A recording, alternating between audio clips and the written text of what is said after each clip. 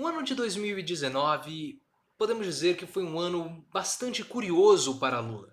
É um ano que termina com um saldo positivo para o ex-presidente e foi um ano que mostra que Lula de fato é uma pessoa que tem uma sorte. Talvez seja, muitas pessoas falam que Lula é um iluminado e talvez seja isso, porque a sorte que esse homem tem é algo impressionante. Lula foi preso em abril de 2018 e saiu agora em outubro. E parece que Lula sai da cadeia rejuvenescido, reenergizado, revigorado. Nas entrevistas que ele foi dando, porque ele começou a poder falar, desde que ele havia sido preso, Lula estava em silêncio. As entrevistas foram negadas, mas agora em 2019 Lula pôde começar a falar. E algo me chamava muito a atenção nas entrevistas, que era o aspecto de Lula. A figura, a imagem de Lula, rejuvenescido, muito calmo, energizado, bonito. Isso me chamou muito a atenção. Parece que Lula na cadeia ele teve um tempo para descansar. Ele pôde sair desse ambiente político turbulento e principalmente encerrar esse período do julgamento, que foi um período muito desgastante para Lula. E lá na cadeia, já julgado, aguardando os demais julgamentos, ele parece que ficou tranquilo. Você já assistiu aquele filme O Lobo de Wall Street? É muito parecido com essa situação. Se você nunca viu esse filme é de 2013 e apresenta Leonardo DiCaprio como sendo um operador da Bolsa de Valores, e ele tem uma habilidade muito grande para fazer vendas. E por conta disso, ele é um exímio vendedor, ele começa a ter destaque e abre a sua própria corretora. Só que ali ele começa a fazer negócios escusos, situações ilegais, e ele acaba sendo preso. Ele tem uma vida muito atribulada com drogas, muito sexo, orgias, muito estresse também na sua profissão, e ele começa a ficar nervoso porque o FBI começa a ficar atrás dele, e depois ele acaba sendo preso. No final do filme ele é preso e depois aparece ele jogando tênis na prisão, como se ele tivesse de fato em um retiro quase espiritual. E depois ele sai e começa a dar palestras, e parece que aquele período encarcerado fez bem para o Jordan Belfort, que é o personagem do Leonardo DiCaprio.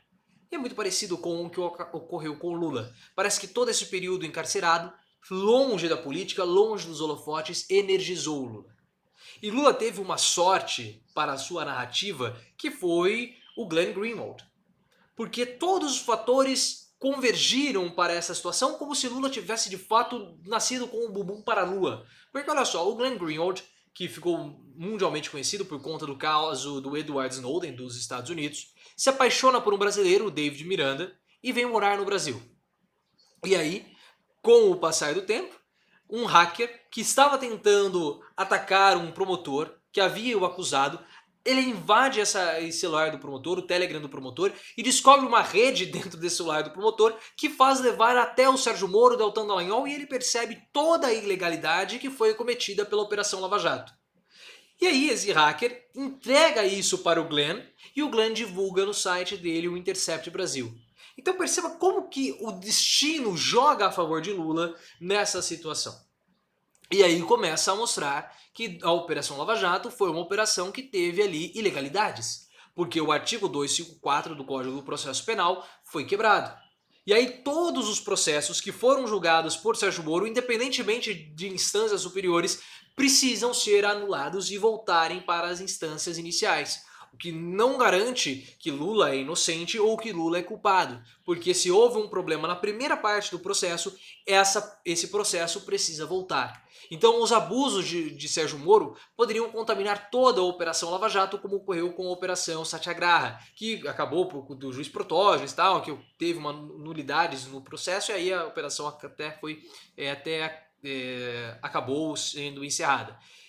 E a Lava Jato perde força com relação a isso.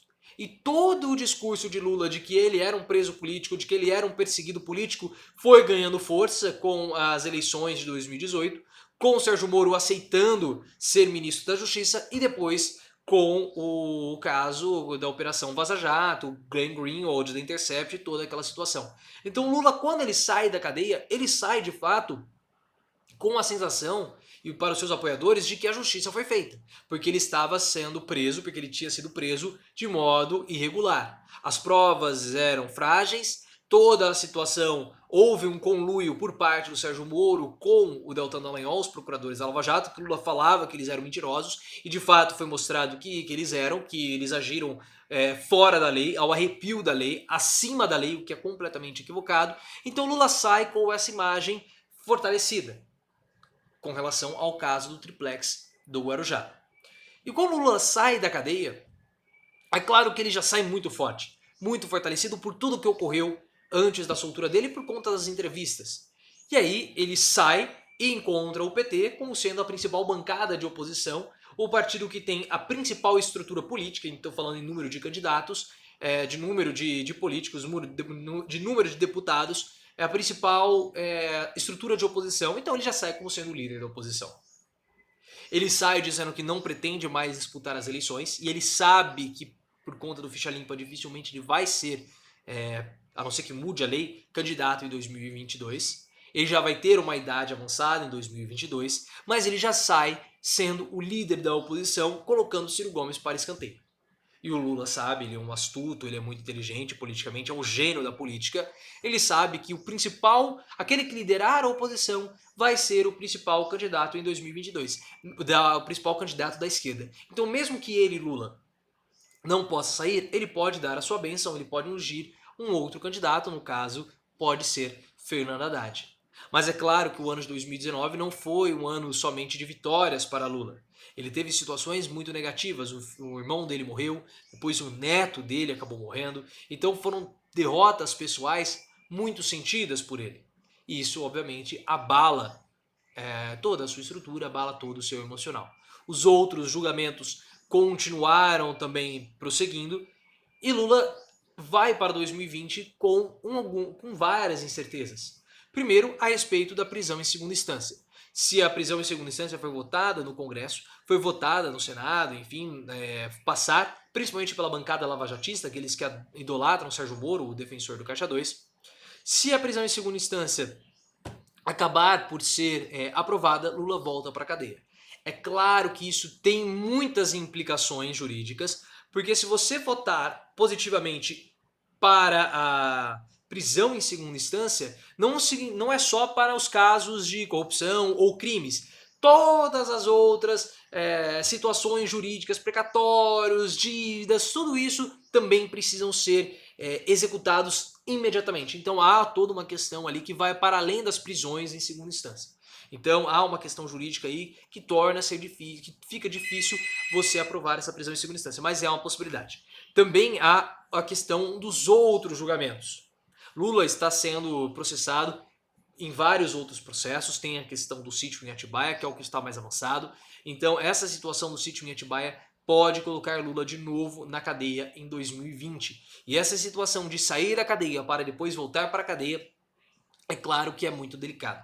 Então o ano de 2020 para Lula vai ser um ano que eu posso dizer de expectativa e de apreensão com relação aos seus outros processos. Mas até não ser preso, Lula vai continuar fomentando a sua narrativa de que ele foi um perseguido político e ele tem substância, ele pode muito bem, ele tem conteúdo para fazer isso, porque Sérgio Moro, Deltan Dallagnol deram esse conteúdo para Lula. Ele tem condições narrativas de fazer esse discurso de que ele foi um perseguido político. Mas, como eu falei, 2020 vai ser um ano de bastante apreensão porque Lula tem outros processos a serem julgados e é claro que ele pode acabar voltando para a cadeia em 2020. Então vai ser um ano de bastante apreensão, mas até ser preso, até voltar para a cadeia ou não, né, precisamos esperar, mas até ter uma decisão a respeito disso, ele vai continuar influenciando politicamente o nosso país, principalmente a oposição, e vai ter essa disputa ali com Ciro Gomes para saber quem que irá liderar a oposição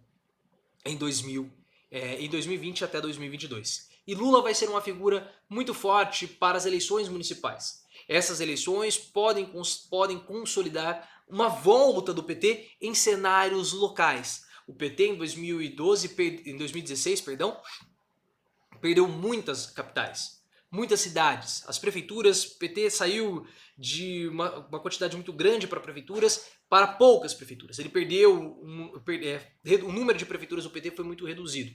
E agora, em 2020, o PT tentará voltar a ter um número considerável de prefeituras, diretamente ou indiretamente apoiando candidatos, como por exemplo no Rio de Janeiro, existe a possibilidade do PT apoiar uma candidatura de Marcelo Freixo para a Prefeitura do Rio de Janeiro. Então vamos esperar, mas como eu falei, 2020 vai ser um ano de apreensão e expectativa para o ex-presidente Lula. Mas o que você achou do ano de 2019 de Lula? Deixa aqui nos comentários o que você acha disso. E mais à noite nós vamos fazer uma retrospectiva do ano de Bolsonaro. Então fique ligado no canal, ative as notificações, deixe seu like e também me siga no Twitter, @profleoficial.